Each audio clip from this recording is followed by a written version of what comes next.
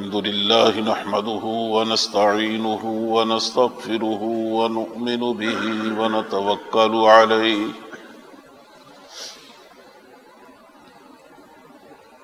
ونعوذ بالله من شرور أنفسنا ومن سيئات أعمالنا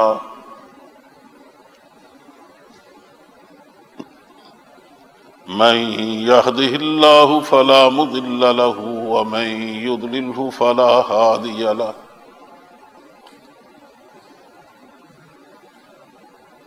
ونشهد أن لا إله إلا الله وحده لا شريك له ونشهد أن سيدنا ومولانا محمدا عبده ورسوله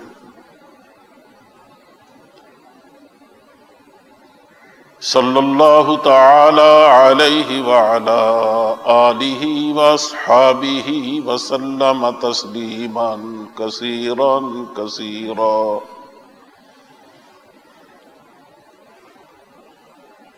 اما بعد فقد قال اللہ تبارک وتعالی فی القرآن المجید والفرقان الحمید اعوذ باللہ من الشیطان الرجیم بسم اللہ الرحمن الرحیم انما المؤمنون الذین اذا ذکر اللہ وجلت قلوبهم واذا تلیت علیہم آیاتہ زادتهم ایمانا وعلی ربهم یتوکلون الذين يقيمون الصلاة ومما رزقناهم ينفقون صدق الله مولانا العظيم وصدق رسوله النبي الكريم ونحن على ذلك من الشاهدين والشاكرين والحمد لله رب العالمين. بزرگوں، عزیزوں اور بھائی،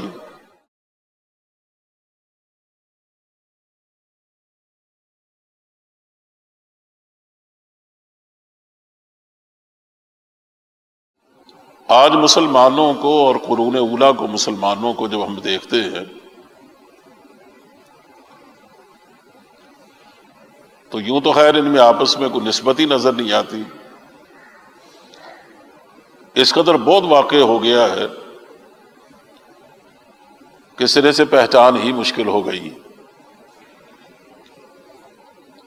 میں نے سنا ہے کہ سید عطاء اللہ شاہ بخاری مرحوم کہا کرتے تھے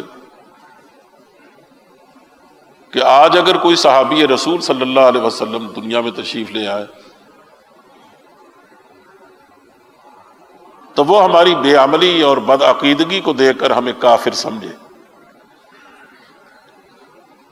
اور ہم ان کی بے خوفی کو دیکھ کر، دنیا سے بے نیازی کو دیکھ کر دیوانہ سمجھے.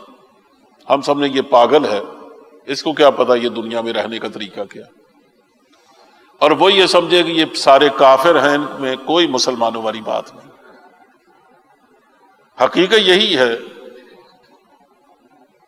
کہ قرون اولیٰ کے مسلمانوں میں اور ہم میں بہت فرق پیدا ہو گیا. لیکن جب ہم اس کو سمجھنے کی کوشش کرتے ہیں تو کچھ نمایاں باتیں ہیں جن کو اگر سمجھ لیا جائے تو شاید اللہ توفیق دے تو ہم اس کی طرف پلٹ سکیں. بات یہ ہے کہ انہوں نے زندگی کے بارے میں جو رویہ اپنایا تھا، جو ترجیحات قائم کی تھی، ہم نے اس کو بالکل بدل ڈالا. وہ زندگی کے بارے میں جب سوچتے تھے تو ان کے سوچنے کا انداز اور تھا، ہمارا انداز اور. وہ جن چیزوں کے نقصانات پر دل گرفتہ ہوتے تھے، ہم ان چیزوں کے نقصانات پر دل گرفتہ نہیں ہوتے، اور جن پہ ہم ہوتے ہیں وہ اس طرح نہیں ہوتے تھے جیسے ہم ہوتے.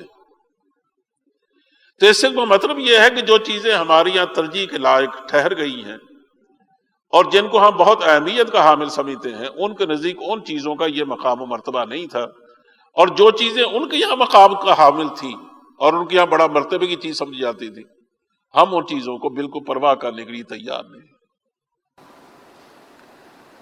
اور یہ خیر ان کی زندگی کے حوالے سے نہیں، بلکہ اگر یہ کہا جائے کہ قرآن و سنت نے جا بجا جو مسلمانوں کی تصویر کھینچی ہے، یہ عجیب کتاب ہے کہ اس نے صرف احکام ہی نہیں دیے، جیسے قانونی دفعات دی جاتی ہیں، وہ صرف کو آئین کی کتاب ہی نہیں ہے، بلکہ چونکہ نصیحت کی کتاب بھی ہے، کتاب موعظت بھی ہے، کتاب نصیحت بھی ہے.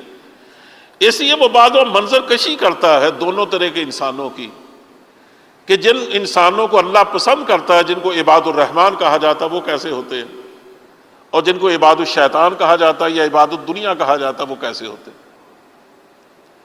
تو ان کو جب ہم دیکھتے ہیں تو صاف معلوم ہوتا ہے کہ دونوں میں کوئی نسبت ہی نہیں. دونوں بالکل الگ الگ دنیا کے رہنے والے، بالکل الگ الگ اپنی پہچان رکھنے والے ہیں، اور ہم نے اپنے اندر جو چیزیں پیدا کی ہیں ان میں وہ چیزیں زیادہ ہیں جس کو قرآن کریم عباد الشیطان کا نام دیتا ہے، اور وہ چیزیں کم ہیں جن کو عباد الرحمن کی شناخت بتاتا ہے. اس لحاظ اگر آپ قرآن کریم کا مطالعہ کریں گے تو اگر آپ نے واقعتاً یہ سمجھ کے مطالعہ کیا ہے کہ میں فرق سمجھنا چاہتا ہوں، تو یقین جانیے کہ آپ کی پریشانیوں میں بہت اضافہ ہو جائے. ہاں اگر ویسے آپ مطالعہ کرنا چاہیں جیسے علمی طور پر آدمی کرتا ہے تو پھر تو ظاہر کوئی فرق واقع نہیں ہوتا، اور آدمی کوئی نیا احساس نہیں اس کے اندر پیدا ہوتا. اس لحاظ سے جب ہم دیکھتے ہیں تو بہت ساری چیزیں دکھائی دیتی. مثلا جب وہ زندگی کے بارے میں اپنے بچوں کی زندگی کے بارے میں سوچنا شروع کرتے تھے تو وہ یقیناً آخر وہ بھی انسان تھے، انسانی مشکلات ان کے لیے بھی تھی، ان کے بھی لیے انسانی ضرورتیں تھیں. یہ تو نہیں کہ بغیر کھائے پیے وہ زندہ رہتے تھے، ان کو بھی مکان کی ضرورت تھی، ان کے بھی کنوینس کی ضرورت تھی، ان کے بھی زندگی کے لیے جو اور ضرورتیں ہوتی ہیں وہ ساری ضرورتیں ان کے لیے بھی تھیں. لیکن وہ ان کو ضرورت کا درجہ دیتے تھے. یہاں رک جائیے اور اس بات کو اچھی طرح سمجھ لیجیے کہ میں پھر کہتا ہوں کہ وہ اس کو ضرورت کا درجہ دیتے تھے، مقصد زندگی کا درجہ نہیں دیتے تھے. ان کے یہاں کوئی زندگی کے مقاصد تھے، وہ ضروریات سے بالکل الگ تھے. ایسے وہ کہتے ہیں جو چیز ضرورت کی ہے جب آپ اس کو ضرورت کے درجے میں رکھیں گے اور اس کو مقصد نہیں بننے دیں گے تو اس کی کمی بیشی پر صبر کیا جا سکتا ہے. وہ اگر ایسی تکلیف دہ چیز نہیں ہے، یعنی بہت نہیں ہے، تھوڑے پر گزارا کیا جا سکتا. لیکن بطور مسلمان کے، بلکہ میں تو یہ کہوں گا بطور انسان کے، آپ کی پہچان جو حیوان سے الگ ہے وہ یہ ہے کہ آپ کی صرف زندگی کی ضروریات ہی نہیں ہے بلکہ آپ کی زندگی کے مقاصد بھی ہیں. انسان اور حیوان میں جو بنیادی فرق ہے وہ یہ ہے کہ حیوان صرف زندگی کی ضروریات رکھتا ہے، اس کو کوئی مقاصد نہیں، اور جن کو مقاصد سمجھتا ہے وہ اس کی ضروریات ہے. انسان میں اور اس میں بنیادی فرق یہ ہے کہ وہ انسان اپنے مقاصد زندگی بھی رکھتا ہے، ضروریات بھی رکھتا ہے، اور دونوں میں واضح فرق ہے، سمجھتا ہے. اس لیے اگر ضروریات میں کمی ہوتی ہے تو وہ اس کے لیے بہت پریشانی کا باعث نہیں ہوتی، لیکن اگر کہیں شکست اور ایک مقصد میں ہوتی ہے یہ اس کے لیے بہت تکلیف دہ ہوتی ہے. مثلا دیکھیے نا، ہر ملک کے کچھ مقاصد ہوتے ہیں، کچھ اس کی ضروریات ہوتی ہیں. اگر خدا نہ کرے وہ ملک کے حامل لوگ، ملک میں رہنے والے لوگ، ملک کو چلانے والے لوگ مخلص ہیں، سمجھدار ہیں اور پڑھے لکھے ہیں، وہ جانتے ہیں دونوں چیزوں میں فرق کیا ہے، تو وہ مقصد کے بارے میں کبھی سودے بازی نہیں کرتے، اس میں کبھی کمپرومائز نہیں کرتے. وہ دوسرے ملکوں سے معاملہ کرتے ہوئے کبھی بھی اپنی سوورنٹی پر حرف نہیں آنے دیتے. وہ جانتے ہیں تو اولین مقصد ہے ہمارا، اس کو تو باقی رکھنا. وہ ملک کے استحکام پر کبھی کو دوسری رائے نہیں سنتے، نہ اس کی اجازت دیتے. وہ ملک کی آزادی کے بارے میں کبھی یہ سوچ بھی نہیں سکتے کہ اس میں کسی کو اجازت دی جا سکتی ہے مداخلت کی. لیکن جو لوگ اس بارے میں واضح نہیں ہیں ان کو صرف باہر کے ملکوں سے، اندر سے اپنی ضروریات کو پورا کرنے بلکہ عیاشیوں کو پورا کرنے کے لیے ڈالر چاہیے، پاؤنڈ چاہیے. اس لیے اگر ان کو ڈالر مل سکتے ہیں نا کسی بات پر تو چاہے پوری فوج کسی ملک کی اپنے ملک کے اندر داخل ہو جائے ان کے لیے کوئی تکلیف کا باعث نہیں ہوتا. یہ فرق ہے نا دونوں میں، کہ آپ اگر اپنے ملک کی سوورنٹی کا، اس کے استحکام کا، اس کی انڈیپینڈنسی کا اور اس کی آزادی کا صحیح شعور ہی نہیں رکھتے ہیں، تو پھر آپ کی بلا سے جو چاہے باہر کے اندر گھسائے، آپ کو کیا تکلیف ہے؟ لیکن اگر آپ کے بنیادی مقاصد میں یہ بات شامل ہے کہ ان چیزوں پر میں حرف نہیں آنے دوں گا، تو پھر آپ ملک کو بھوکا تو رکھ سکتے ہیں، لیکن یہ آپ نہیں کر سکتے کسی ملک کو مداخلت کی اجازت دے دیں۔ اس لیے زندگی کا معاملہ ہے کہ انسان ایک مقصد رکھتا ہے زندگی کا، اور حیوان کوئی مقصد نہیں رکھتا۔ مسلمان کی زندگی اس سے بڑھ کر ہے، وہ انسان کی طرح مقصد زندگی رکھتا ہے، لیکن اس کا مقصد صرف انسان کا مقصد نہیں ہے، بلکہ اس کا مقصد اسلام کا مقصد ہے۔ دونوں میں فرق ہے۔ تو چونکہ وہ لوگ مقاصد زندگی رکھتے تھے اور ان کو شعور تھا اس بات کا کہ زندگی کی ضروریات اور ان دونوں کو گڑبڑ نہیں ہونا چاہیے۔ میں نے یہی تقریر کرتے ہوئے میرے خیال میں ایسے کسی حوالے سے ایک مثال دی تھی کہ فرض کریں ایک لڑکا کالج میں پڑھتا ہے،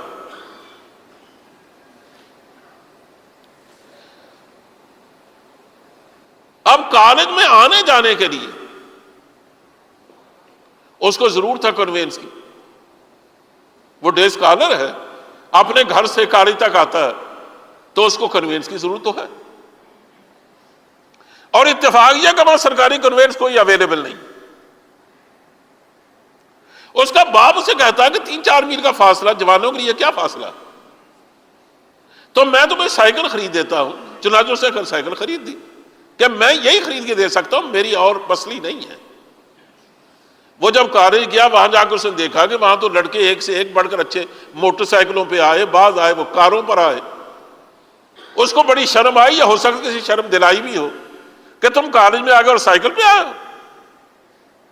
اس نے جا کر باپ سے کہا کہ ابا جان، اگر آپ یہ چاہتے ہیں میں کالج میں پڑھوں تو میں سائیکل پہ نہیں جا سکتا، میں کم سے کم موٹر سائیکل پہ جاؤں۔ آپ موٹر سائیکل دے کے دیں گے تو پڑھوں گا، اور نہیں دے کے دیں گے تو نہیں پڑھوں۔ باپ سمجھدار، اس نے بیٹے کو بٹھا کے سمجھایا۔ اس نے کہا بیٹا، میں مانتا ہوں کہ جانے کے لیے کنوینس کی ضرورت ہے تجھے،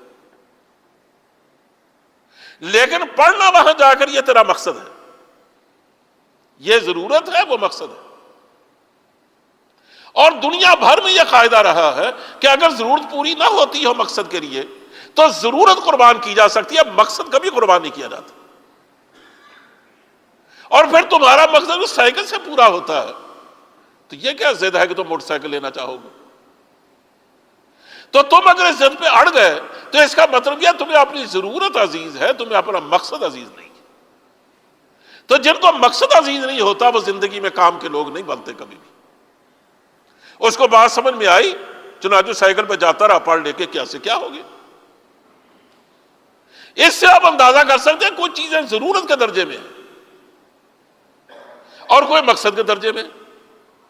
جب ہم مسلمان اپنے آپ کو کہتے ہیں نا، ہمارا پہلا مقصد اور آخری مقصد وہ اللہ اور اس کے رسول کی اطاعت ہے اور اللہ کی خوشنودی کا حصول ہے۔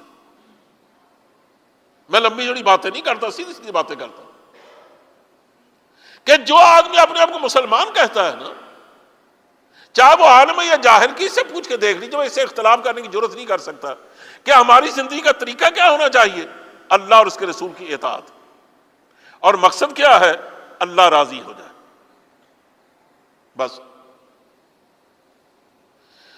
اس کے لیے ہماری جتنی ضرورتیں ہیں زندگی کی وہ ہم ساری حاصل کریں گے، لیکن اس قیمت پر نہیں۔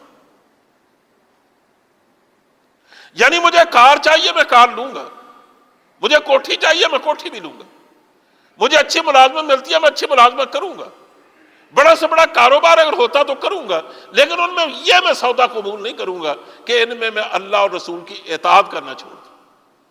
اگر میرا باس یہ کہتا ہے کہ میں تمہیں بڑی اچھی تنخواہ دے سکتا ہوں لیکن میں ظہر کی نماز کا وقت نہیں دوں گا، تو میں لعنت بھیجوں گا اس تنخواہ پر۔ کیوں؟ کیونکہ میں جانتا ہوں کہ ظہر کی نماز کا کل کو مجھ سے سوال ہوگا، اور تنخواہ کے کم و بیش ہونے کا مجھ سے اللہ کے یہاں کوئی سوال نہیں ہوگا، اور میں کم و بیش تنخواہ میں گزارا کر سکتا ہوں، میں جس طرح ایک بنا ہوا گوشت کھا کے گزارا کر سکتا ہوں نا، اسے میں چٹنی کے ساتھ روٹی کھا کے گزارا کر سکتا ہوں۔ اگر میری جائز ضروریات، جائز طریقے سے ضروریات اس طریقے سے پورے نہیں ہو پاتی ہیں جیسے حرام طریقے سے ہوتی ہیں، تو میں حرام طریقے سے نہیں کروں گا۔ یہ بنیادی تصور ہے اسلام کا، جس کو پوری طرح مسلمانوں کے رگ و پے میں اتارا گیا ہے، اور اسی کے مطابق ان کی زندگی کا تانا بانا بنا جاتا تھا۔ حدیث میں آتا ہے کہ ایک جنگ میں مسلمانوں کو بہت سا مال غنیمت ملا۔ مال غنیمت ملنے کا نتیجہ یہ ہوا کہ بھی بازار لگ گیا، کاروبار شروع ہو گیا۔ اب خرید و فروخت شروع ہوئی، کچھ خریدا کچھ بیچا، پھر خریدا پھر بیچا، شام تک یہ سلسلہ چلتا رہا۔ شام کو حضرت صلی اللہ علیہ وسلم ادھر سے گزرے، ایک صحابی کو دیکھا کہ اس کو اس تجارت کے نتیجے میں جو بچا ہے، جو بس انداز ہوا، وہ اتنا ہے کہ وہ اپنی کمر پر لادا ہے اس نے، اور وہ کمر اس کی دوری ہوئی جاتی ہے بوجھ سے۔ جب اس نے حضرت کو سامنے دیکھا تو سامان رکھا زمین پر، سیدھا ہو کے کھڑا ہو کے سلام کہا۔ حضور میں آ کے بہت خوش معلوم ہوتے ہو۔ انہوں نے کہا جی ہاں، اتنی چاندی میں نے آج کمائی ہے، یا اتنا سامان میں نے کمایا، تو خوشی تو ہے۔ یعنی ہزاروں روپے کمائے ایک دن میں۔ حضور میں کہ میں تمہیں اس سے بڑھ کر ایک بات بتاؤں جو تمہارے لیے اس سے کہیں زیادہ خوشی کا باعث ہو سکتی ہے۔ چنانچہ وہ بالکل سیدھا کھڑا ہو گیا اور کہا حضور میرے ماں باپ قربان ہو، ضرور فرمائیے۔ جیسے صحابہ کی عادت تھی کہ جب بھی حضرت سے کوئی بات کہتے تھے تو یہ ضرور کہتے تھے فدا کا ابی و امی، میرے ماں باپ آپ پر قربان ہو، فرمائیے۔ آپ نے بڑے اطمینان سے ٹھہرنے کے بعد فرمایا دنیا بھر کی تمہیں اگر چاندی مل جائے نا، اور تم چاہے ساری دنیا بھی کما لو، کہ اس سے کہیں بڑھ کر اللہ کے نزدیک 2 رکعت نماز ہے۔ 2 رکعت نماز۔ اب جب اللہ کے نبی نے اپنے چاہنے والے کو کھڑا کر کے روک کے پوری طرح اطمینان کے ساتھ تربیت کا یہ انداز اختیار کیا ہوگا، وہ زندگی بھر کیسے بھول سکتا ہے کہ 2 رکعت نماز میرے لیے عزیز ہے دنیا بھر کے خزانوں سے، میں اسے اس پر قربان کر سکتا ہوں، اسے اس پر قربان نہیں کر سکتا۔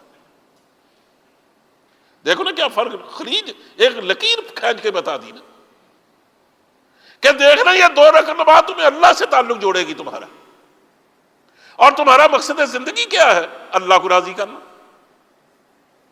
یہ درہم و دینار، یہ سونا چاندی، یہ ڈالر، یہ پاؤنڈ، یہ اللہ کے راستے کی رکاوٹ ہے۔ اگر آدمی ان کو اسلامی طریقے سے نہیں لیتا تھا اور اسلامی طریقے سے ان کو خرچ نہیں کرتا اور ان مصارف میں خرچ نہیں کرتا جو اسلام نے ہمیں بتائے ہیں، اور اس میں پوری طرح حقوق ادا نہیں کرتا، تو یہ تو سب سے بڑا جنجال ہے، جس کے بارے میں قرآن کریم نے کہا فَبَشِّرْهُم بِعَذَابٍ أَلِيمٍ يَوْمَ يُحْمَىٰ عَلَيْهَا فِي نَارِ جَهَنَّمَ فَتُكْوَىٰ بِهَا جِبَاهُهُمْ وَجُنُوبُهُمْ وَظُهُورُهُمْ۔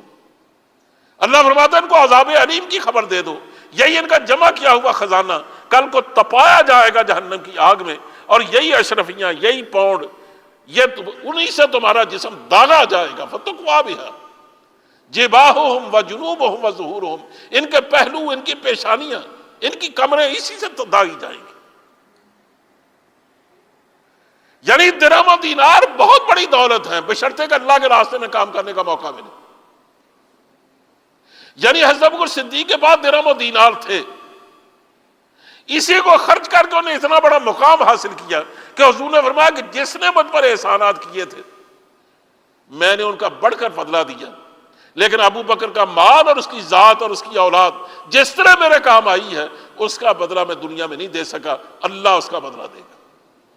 اب اس کے بعد بڑھ کر مقام کیا ہو؟ دولت ٹھیک کام آئی نا۔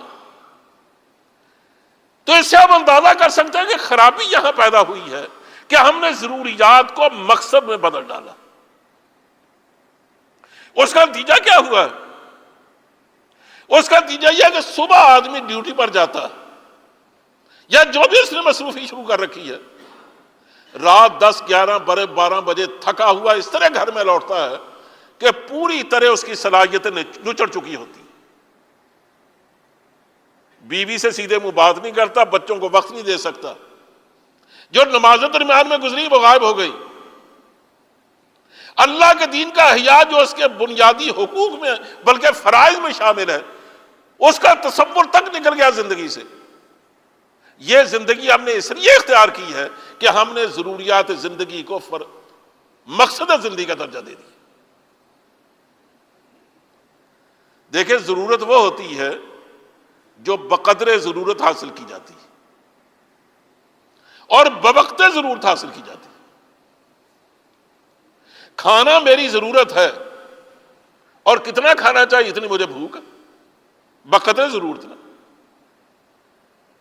اور مجھے اور بوقت ضرورت جب مجھے بھوک لگے اس وقت کھانا چاہیے، ہر وقت تو نہیں کھانا چاہیے۔ ہم مکان بناتے ہیں، جس طرح بیڈ روم آپ کی ضرورت ہے، اس میں آپ سونے کے لیے جائیں گے، مختلف کمرے آپ کی ضرورت ہے، اس طرح ٹائلٹ بھی تو آپ کی ضرورت ہے، اور بہت بڑی بنیادی ضرورت ہے۔ تو ٹائلٹ کا استعمال کب کریں گے؟ جب اس کی ضرورت ہوگی۔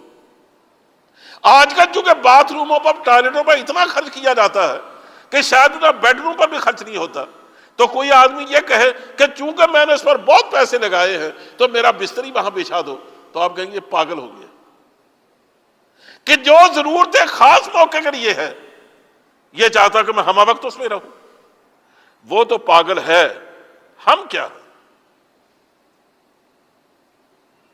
آپ کی کمائی ایک ضرورت ہے، آپ کے بچوں، آپ کے بیوی کے لیے، آپ کی اگر ماں باپ زندہ ہیں تو ان کے لیے، اور وہ اگر چند ہزار میں پوری ہوتی ہے، آپ اس سے 3-4 گنا کے لیے رات دن محنت کیوں کر رہے ہیں؟ اور زندگی کے جو باقی فرائض ہیں، دین ایک مستقل فریضہ ہے، اس کا سیکھنا بھی، اس کا سکھانا بھی، اس کے حقوق ادا کرنا بھی، آپ نے اس کے لیے وقت کون سا نکالا؟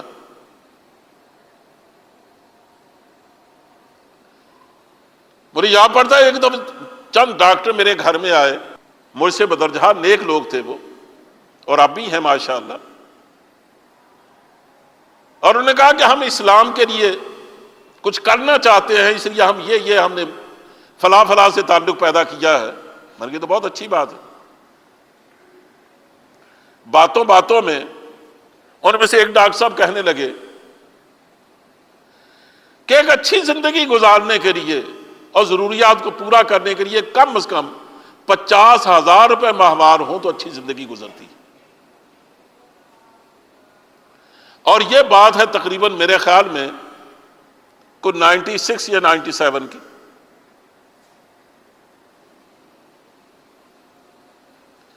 میں نے ان سے کہا کہ اگر آپ ملازمت میں ہیں، اتنی تنخواہ آپ کو کبھی نہیں مل سکتی۔ اس زمانے میں میں خود چونکہ سروس میں تھا تو مجھے یاد ہے میں گریڈ 19 میں تھا، 16-17 ہزار روپے تنخواہ ملتی تھی۔ تو میں نے کہا آپ گریڈ 19 میں پہنچتے پہنچتے بوڑھے ہو جائیں گے اور زیادہ آپ کو یہ تنخواہ ملے گی۔ یہ جو 50,000 کا خواب دیکھ رہے ہیں، اس کی ایک ہی صورت ہے نا کہ آپ اپنا کلینک ساتھ بنائیں، اس میں رات 12-1 بجے تک آپ مریض دیکھیں، یعنی صبح آپ نوکری کریں، جب ظہر کے بعد آپ اس سے فارغ ہو کلینک پہ چلے جائیں، رات تک آپ مریضوں کو دیکھیں، جب آئیں تو اس قدر تھکے ہوئے نچڑے ہوئے کہ آپ کسی کام کے قابل نہیں ہیں، تو مجھے بتائیے یہ جو آپ نے باتیں کہی ہیں کہ ہم اللہ کے دین کا قرض چکانا چاہتے ہیں، اس کے لیے آپ کا وقت کہاں؟ اگر آپ 50,000 میں جینا چاہتے ہیں اور اس سے کم میں آپ کی زندگی نہیں گزر سکتی، پھر اس میں دین کا کوئی تعلق نہیں ہے، ٹانکا توڑ دیجیے، سیدھی سی بات۔ اور یا پھر یہ کہ آپ پیمائش کریں اپنے شب و روز کی، کیلکولیشن کریں، اس میں دیکھیں کہ اتنے اگر گھنٹے میں کام کروں تو میرا چولہا جل سکتا ہے، میرے بچوں کی تعلیم بہتر ہو سکتی ہے، اور اس کے بعد اتنے گھنٹے مجھے دین کی ضرورت کے لیے چاہیے، اتنا وقت مجھے اپنے عزیز و اقربا کو دیکھنے کے لیے چاہیے۔ میرے بہت سارے قریبی عزیز ایسے ہیں جن کے گھر میں روٹی تک نہیں ہے، یا ان کے بچے تعلیم نہیں پا رہے، کئی مقدمات میں پھنسے ہوئے ہیں، کچھ اور مصیبت میں ہیں، مجھے ان کی بھی خدمت کرنی ہے۔ اپنے جس محلے میں رہتا ہوں ان کی دیکھ بھال کرنا بھی یاد رکھو اسلامی ضروریات اور ذمہ داریوں میں شامل ہے۔ ان میں سے کوئی کام ہم نے اپنے ذمے نہیں لیا، ہمارا ایک ہی کام ہے کہ صبح سے لے کر رات تک کولو کی بیل کی طرح ہم لگے ہوئے ہیں اپنا گڈ کھینچنے، اور اسی میں آخر ہم اللہ کے پاس پہنچ جاتے ہیں۔ یہ وہ بنیادی خرابی ہے جس کا حل سوچنا ہے ہمیں۔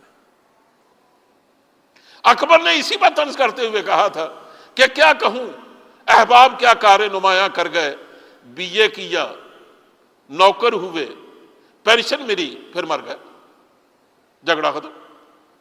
تو یہی ہوتا ہے نا کہ آپ نے بچے کو اس لیے داخل کروایا تعلیم میں کسی ادارے میں تاکہ اعلیٰ تعلیم حاصل کرے، اور اعلیٰ تعلیم اس لیے تاکہ اچھی نوکری ملے، اور نوکری ملنے کے بعد گریڈوں کا چکر، انکریمنٹوں کا چکر، اگلی کرسی پر چڑھنے کی ہوس، اسی میں آدمی ریٹائرمنٹ کی عمر کو پہنچ جاتا ہے، اور اس کے بعد پھر ظاہر ہے کہ باقی عمر تو پھر ہوٹلوں میں نہیں بلکہ اسپتالوں میں گزرتی۔ یہ جو زندگی کا ایک طریقہ ہے یہ غیر مسلموں کا ہے، ہمارا نہیں۔ میں نے آپ کے سامنے جو قرآن کریم کی آیت پڑھی ہے، ذرا اندازہ لگائیں کہ اس کا جو نقشہ کھینچا گیا ہے مسلمان کا، وہ تو ہمارے قریب سے بھی ہوگا نہیں گزرا۔ کَإِنَّمَا الْمُؤْمِنُونَ الَّذِينَ إِذَا ذُكِرَ اللَّهُ وَجِلَتْ قُلُوبُهُمْ، مومن تو وہ ہوتے ہیں جب اللہ کا ذکر کیا جاتا ہے نا ان کے سامنے، اللہ کا نام آتا ہے، اس کے دین کی بات ہوتی ہے، اس کے سامنے جواب دہی کا ذکر کیا جاتا ہے کہ اللہ کو جا کر زندگی کا جواب بھی دینا ہے، وجلت قلوبہم، ان کے دل تھر تھر کانپتے ہیں، کانپنے لگتے ہیں ان کے دل۔ وَإِذَا تُلِيَتْ عَلَيْهِمْ آيَاتُ، اور جب ان کے سامنے اللہ کے اس قرآن کے احکام پڑھ کے سنائے جاتے ہیں تو یہ نہیں کہ ان کا دل تنگ ہو کہ پہلے ہم سے پہلے کام نہیں ہو پاتے، یہ نئے احکام کیوں نازل ہو رہے ہیں، کہ جب ان کو پڑھ کے سنایا جاتا ہے زادتہم ایمانا، ان کے ایمان میں شگفتگی آتی ہے، ان کے ایمان میں اضافہ ہو جاتا ہے، ان کا یقین اور بڑھ جاتا ہے، اور عمل کی قوت توانا ہو جاتی ہے۔ وَعَلَىٰ رَبِّهِمْ يَتَوَكَّلُونَ، رہی یہ بات کہ یہ زندگی گزارنی کیسے ہے، مشکلات ہیں قدم قدم پر، کب اللہ پر بھروسہ کرنے والے لوگ۔ اب بتائیے اس میں ہماری کوئی جگہ ہے؟ قرون اولیٰ میں، خاص طور پر خلافت راشدہ میں، انہوں نے اسی حقیقت کو پایا تھا، اس کے مطابق زندگی گزاری، اور اس کے مطابق امت کو تعلیم اور ترغیب اور تربیت دے۔ میں پیچھے میں بتا چکا ہوں کہ عمر فاروق نے جنگ قادسیہ کے بعد آنے والے قاصد کے ساتھ ساتھ دوڑتے ہوئے مدینہ پہنچ کر جو تقریر فرمائی تھی، اس میں یہ فرمایا تھا کہ لوگوں میں تمہیں تربیت دینا چاہتا ہوں، تعلیم دینا چاہتا ہوں، لیکن زبان سے نہیں، اپنے عمل سے۔ میں ریت پر لیٹ کے دن گزاروں گا نا تو تم سمجھو گے خلیفہ وقت ریت پر لیٹ سکتا، تم بھی لیٹ سکتے۔ یہ زندگی دشوار نہیں، اگر وہ ایسا ویسا کھانا کھا سکتا تم بھی کھا سکتے، وہ پیوند زدہ کپڑا پہن سکتا تو تم بھی پہن سکتے۔ میں ایک تقریر کر چکا ہوں کہ ہمیشہ نیکی اوپر سے نیچے آتے، نیچے سے اوپر نہیں چڑھتے۔ اگر اوپر قناعت، کفایت، خدا ترسی کا دور آئے گا نا تو نیچے بھی اس کے اثرات پہنچے گا، اور اگر آپ اوپر تو لوٹ مچی رہے اور یہ سمجھا جائے یہ ملک نہیں خانے یبغا یغما ہے اور جو چاہے اس کو لوٹو بلکہ موقع ملا، وہاں اصلاح نہیں ہو سکتی۔ اسی ان کا طریقہ، ان کے جو بڑے لوگ تھے نا، چھوٹے لوگوں کو تو کوئی نہ کوئی نرمی مل جاتی تھی، لیکن جتنے اس زمانے کے بڑے لوگ ہیں خلافت راشدہ میں، ان کی زندگیاں دیکھتے ہیں تو حیرانی ہوتی ہے، یا اللہ یہ اتنی مشکل زندگی گزارتے کیسے تھے۔ اور جہاں کہیں کمزوری واقع دکھائی دیتی تھی، حضرت عمر فاروق جیسے لوگوں نے اس کو کبھی برداشت نہیں فرمایا۔ انہیں اطلاع دی کہ جناب یہاں جو گورنر بھیجا گیا ہے اس کا حال یہ ہے کہ نمازوں میں تو کم کم آتا ہے، البتہ اپنی یہاں مشاعرے خوب کرواتا، خود شاعر ہے، قصیدے نہیں کہتا بلکہ غزل کہتا ہے، جس کو اس زمانے میں تشبیب کہا جاتا تھا، اور اس کی تشبیب کے چند اشعار اس نے لکھ کے بھیجے عمر فاروق، اور ساتھ ہی اس میں یہ رپورٹ بھی تھا کہ جب اس نے اپنے خاص حلقے کے لوگوں کو یہ غزل پڑھ کے سنائی تو انہوں نے کہا کہ اگر عمر کے علم میں یہ بات آ جائے تو وہ اس کو یقیناً پسند نہیں کریں گے۔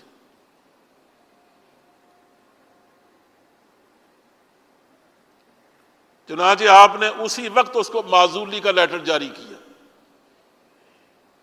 اور جو خط لکھا اسے، اس میں لکھا کہ میں نے تمہیں لوگوں کی تربیت کے لیے بھیجا تھا، ان کو بگاڑنے کے لیے نہیں، اور تم نے جو اشعار لکھے ہیں وہ یقیناً مجھے پسند نہیں آئے، اسی لیے تمہارے منصب سے میل نہیں کھاتے۔ ایک عام آدمی شاعروں کے مجلس میں بیٹھ کر اس طرح بات کرے تو گوارا ہے، لیکن تم جو نمونہ بن کے گئے ہو اپنی قوم کے لیے اور اپنی اس امت کے لیے، اگر تم یہ حرکتیں کرو گے اس امت کی کون تربیت کرے گا؟ یعنی آپ دیکھ لیجئے کہ پیش نظر کیا ہے کہ اس امت کو اللہ سے کٹنے نہیں دینا، اس کو دین میں کمزوریاں نہیں آنے دینی، اس کی مسجدوں کو بے آباد نہیں ہونے دینا، ان کے گھروں میں بھی دین کا چلن نہیں کم ہونے دینا۔ یعنی سواری پیدا نہیں ہوتا تھا کہ ان کی خواتین، ان کے بچے، ان کے بڑے، ان کے چھوٹے کسی معاملے میں بھی دین سے معمولی سا انحراف کرے اور خلافت راشدہ میں حرکت نہ پیدا ہو۔ وہ باقی باتیں تو برداشت کر لیتے تھے جہاں تک برداشت کی جا سکتی تھی، لیکن اللہ کے اور اللہ کے رسول کی اطاعت کے حوالے سے وہ کسی چیز کو برداشت نہیں کرتے تھے۔ اب دیکھ لیے خدا حضرت صلی اللہ علیہ وسلم کی ذات گرامی، وہ اس چیز کے بارے میں انتہائی سخت تھے جو چیز سب سے زیادہ اللہ سے جوڑنے والی ہے۔ یعنی جس نے واقعتاً ایک مسلمان کو صحیح معنی میں مسلمان بنایا ہے، اور جو آج بھی بنا سکتی ہے، اور جو امت مسلمان کو اگر اللہ تعالیٰ کہیں حکمرانی دینا تو یاد رکھو ان کے حکمرانوں کا جو سب سے پہلا فریضہ ہے۔ آج آپ کیسے آج سمجھایا جائے، وہ سمجھتے ہیں تو مولویوں کی باتیں ہیں، لیکن قرآن کریم کے ظاہر الفاظ ہیں۔ یہ لوگ جو مسلمان ہیں نا، اگر اللہ ان کو کسی جگہ حکومت دے دے، اقتدار دے دے انہیں، تمکن دے انہیں، تو ان کا کام یہ ہے کہ سب سے پہلے نماز قائم کرتے ہیں۔ یعنی باقی باتیں تو بعد کی ہیں کہ اسلامی عدالتیں قائم ہوں گی، وہ تو ہو کے رہیں گی، اسلامی نظام پورا نافذ ہوگا، اسلام چلن بن جائے گا اس معاشرے کا، لیکن اس میں جو سب سے پہلی بات ہے جو اقتدار کی طرف سے جس کا حکم جاری ہوگا وہ یہ ہوگا کہ لوگوں نظام صلاۃ قائم کرو، دیکھو اس میں کمزوری نہ آنے دینا۔ اور جو ان کی پالیسی ہوتی ہے، جو ہماری پالیسیوں سے بدرجہ مختلف ہے، کہ امروا بالمعروف ونہوا عن المنکر، کہ وہ اپنی پوری مملکت میں معروف کا حکم دیتے ہیں اور برائی سے روکتے ہیں۔ یعنی یہ کام حکمرانوں کا ہے، عام آدمی کا نہیں۔ ان کی ذمہ داری ہے صدر مملکت سے لے کر نیچے تک، جس کے پاس بھی اقتدار ہے اور جس علاقے کا ذمہ دار ہے، اس سے پوچھا جائے گا کہ تو نے نظام صلاۃ، نظام زکوٰۃ قائم کیا تھا؟ تو نے اپنے زیر علاقہ اور زیر اقتدار علاقے میں تم بتاؤ کہ تم نے امر بالمعروف کیا تھا، نیکی کا حکم دیا تھا، نیکیوں کو عام کیا تھا، برائیوں کی سرکوبی کی تھی؟ ہمارے یہاں سب کچھ ہوتا رہے، سب گوارا ہے، البتہ یہ ہے کہ حکمرانوں کے خلاف کوئی چیز نہیں ہونی چاہیے، بلکہ امریکہ کے خلاف کچھ نہیں ہونا چاہیے۔ اس سے آپ کو اندازہ ہو سکتا ہے جو میں باتیں کہہ رہا ہوں کہ کس طرح ہم نے ترجیحات بدلی ہیں۔ یعنی وہ لوگ جس کو اپنی پالیسی کے طور پر اختیار کرتے تھے، وہ ہماری پالیسی میں کسی درجے میں بھی شامل نہیں۔ ہمارے صدر مملکت بڑے آرام سے وہ چیزیں جن کو سنت موقدہ نہیں بلکہ واجب کا درجہ ہے حاصل ہے، ان کے بارے میں آرام سے فرما دیتے ہیں کہ مجھے یہ پسند نہیں ہے، تمہیں پسند ہے کرو، نہیں تو دوسرے کو مت مجبور کرو کو ایسا کرے۔ یہ حکمرانوں کا انداز ہے۔ یہ بالکل ایسے ہی جیسے ہمارے اپنے صوبے میں اگرچہ کہنے کو تو نہیں کہا جاتا، لیکن عملی طور پر ہم نے ڈاکوؤں سے یہی کہہ رکھا ہے کہ تم جنہیں ڈاکے ڈال سکتے ہو، ہمیں تو کوئی تکلیف نہیں، ہم تمہیں کچھ نہیں کہیں گے، ڈالتے رہو۔ چوریاں ہوتی ہیں تو ہوتی رہیں، عزتیں لٹتی ہیں تو لٹتی رہیں۔ زنا بالجبر ہوتا ہے تو ہوتا رہے، بچیاں قتل ہوتی ہیں تو ہوتی رہیں۔ آج کے شاید آپ نے خبر پڑھی ہو کہ 7 لاشیں مردہ خانے میں پڑی ہوئی ہیں کئی دنوں سے، اور اب ان میں سے تعفن پھیل گیا، بو پیدا ہو گئی ہے۔ ان کو نہ کسی نے دفن کیا اور نہ تلاش کیا کہ آخر ان کے وارث کون۔ وہ کہتے ہیں کہ ہم اطلاع دے دے کے تھک گئے ہیں پولیس کو کہ خدا کے لیے ان کو یہاں سے اٹھاؤ، یہاں تو بو ہی بو پھیلی ہوئی ہے، تعفن پھیلا ہوا ہے، ان کو جا کر قبروں میں دفن کرو۔ کوئی پوچھنے والا نہیں۔ اس پر بڑا نواب اختر نے اداریہ بھی لکھا۔ آج میری اگر جو اس کے ایڈیٹر سے بات بھی ہوئی تو میرا جی چاہتا ہے کہ میں ان سے بات کروں، ان سے کہوں کہ ہڑپا میں ایک آدمی مر گیا، کسی گاڑی نے سائیڈ ماری، وہ گرا مر گیا، 4 دن تک اس پہ سے ٹریفک چلتی رہی، کسی نے اس کی لاش نہیں اٹھائی۔ یہ چند سال پہلے کی بات ہے، 4 دن پورے اس پہ ٹرک گزرتے رہے، کسی نے لاش نہیں اٹھائی۔ یعنی یہ انسانوں کا ملک ہے، یعنی جس انسان کی قدر و قیمت کے بارے میں حضور نے فرمایا تھا، خاص طور مسلمانوں کے بارے میں، کہ اگر ایک طرف کعبہ گر رہا ہو دوسرا مسلمان مر رہا ہو تو مسلمان بچانے کی کوشش کروں گا، کعبے کی فکر نہیں کروں گا، وہ بھی بچا لیا جائے گا بعد میں۔ اور آج جس طرح مسلمان مر رہے ہیں، پورا عالم اسلام جس طرح خاموش ہے، کیا اس سے اندازہ نہیں ہوتا کہ ہم اسلامی روایت سے، اسلامی تصورات سے کس حد تک دور ہو گئے؟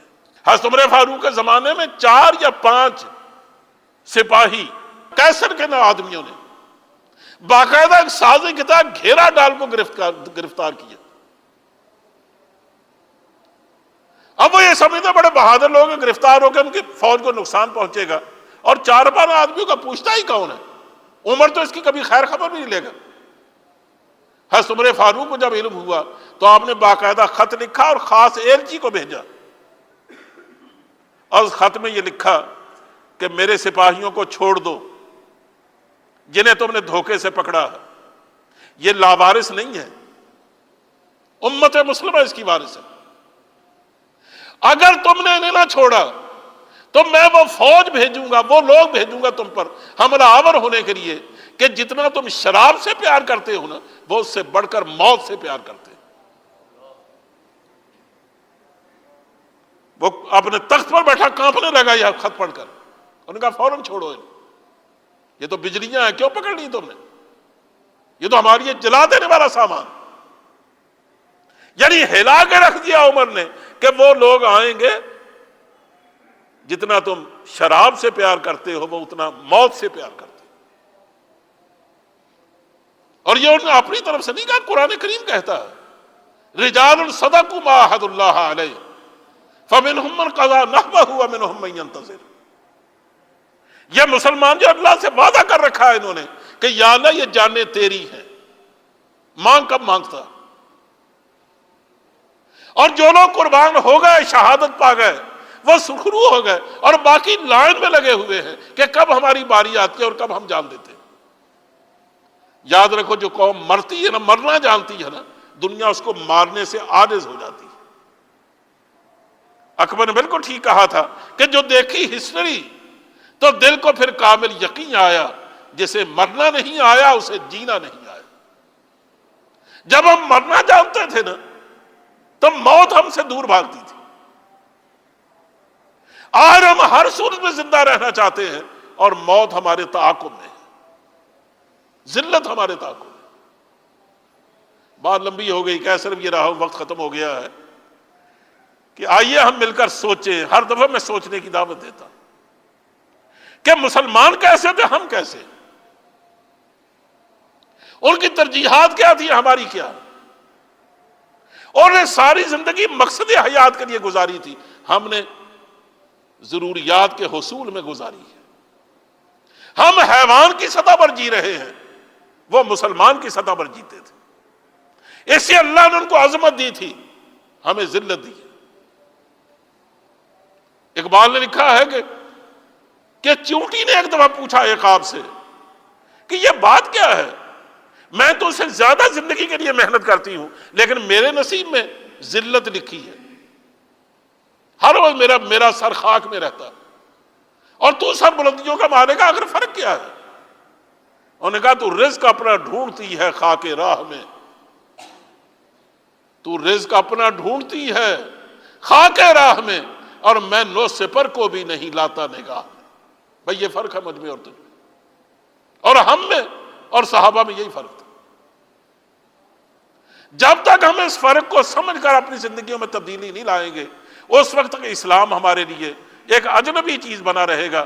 ہمیں لوگ بہکاتے رہیں گے کہ آج کے دور میں یہ اسلام چلنے والا نہیں ہے، یہ ہم جیسے لوگوں کے لیے، ہم کسی دور میں بھی ہوں، یہ چلنے والا نہیں ہے۔ اس لیے کہ مجاہدوں کو ہیجڑوں کا رنگ روپ پسند نہیں آتا، اور ہیجڑے کبھی مجاہدوں کی وردی نہیں پہن سکتے۔ ہم اگر دنیا دار رہنا چاہتے ہیں نا، تو جو دین جو زندگی دیتا ہے اور اس کو ہم اختیار کرنے تیار نہیں ہے، تو یہ ظاہر ہمارے لیے قابل عمل نہیں ہے۔ لیکن جب ہم وہ زندگی اختیار کر لیں گے جو صحابہ نے اختیار کی تھی، تو پھر ان کو کبھی اجنبیت کا احساس نہیں ہوا تھا۔ جب احکام اترتے تھے، ان کے ایمان میں اور زیادہ روشنی ہو جاتی تھی، وہ اور زیادہ اللہ کا شکر بجا لاتے تھے۔ اے کاش ہم ان باتوں کو سمجھیں۔ نوجوانوں، خاص طور پہ آپ سے میں کہتا ہوں کہ کبھی یا نوجوان مسلم تدبر بھی کیا تو نے، وہ کیا گردوں تھا جس کا تو ہے ایک ٹوٹا ہوا تارا۔ تجھے اس قوم نے پالا تھا آغوش محبت میں، کچل ڈالا تھا جس نے پاؤں میں تاج سرے دارا۔ اور کہوں کیا ہم نشیں تجھ سے کہ وہ صحرا نشیں کیا تھے، جہاں بانو جہاں بینو جہاں دارو جہاں آرا۔ اگر چاہوں تو نقشہ کھینچ کر الفاظ میں رکھ دوں، مگر تیرے تصور سے فضو تر ہے وہ نظارہ، تجھے سمجھ میں نہیں آئے گی۔ اللہ ہمیں یہ باتیں سمجھنے کی توفیق عطا فرمائے، قرآن کریم پڑھنے کی، اس کو سمجھنے کی توفیق عطا فرمائے۔ قرآن کریم میں تو ہماری شکلیں دکھائی گئی ہیں، اس کو جب ہم پڑھتے ہیں تو مطلب اندازہ ہوتا ہے کہ ہمیں کیسا ہونا چاہیے تھا، ہم کیسے ہو گئے۔ کہ کبھی ان نوجوانوں نے رخ ہستی سنوارا تھا، مگر آج ان کی اپنی شکل پہچانی نہیں جاتی۔ وآخر دعوانا الحمدللہ۔